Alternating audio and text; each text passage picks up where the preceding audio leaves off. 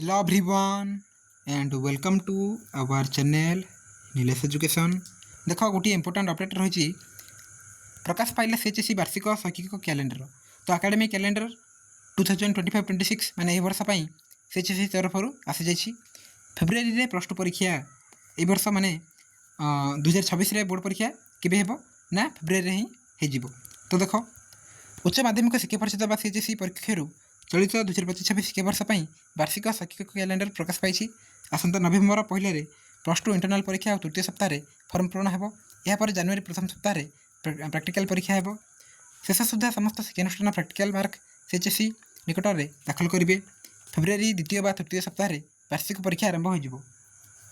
प्राय मसे मध्य समस्त परीक्षा सरिबा परे मार्च द्वितीय बा तृतीय सप्ताह मूल्यांकन जैक खाता देखा प्रक्रिया आरंभ हो।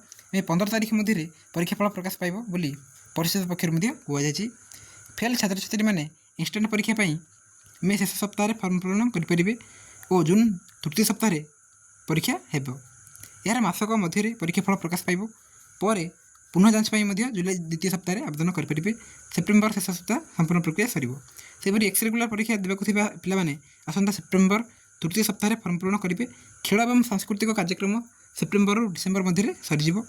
वार्षिक सांस्कृतिक और साहित्यिक मीट सेप्टेम्बर शेष सप्ताह होगा बेले नवेम्बर द्वितीय सप्ताह वार्षिक क्रीड़ा प्रतियोगिता और तृतीय सप्ताह सुधा समस्त इंडोर खेल सर। नवेम्बर और डिसेम्बर में समस्त बाह्य खेलकूद प्रतियोगिता करेंगे विज्ञप्ति कहुई।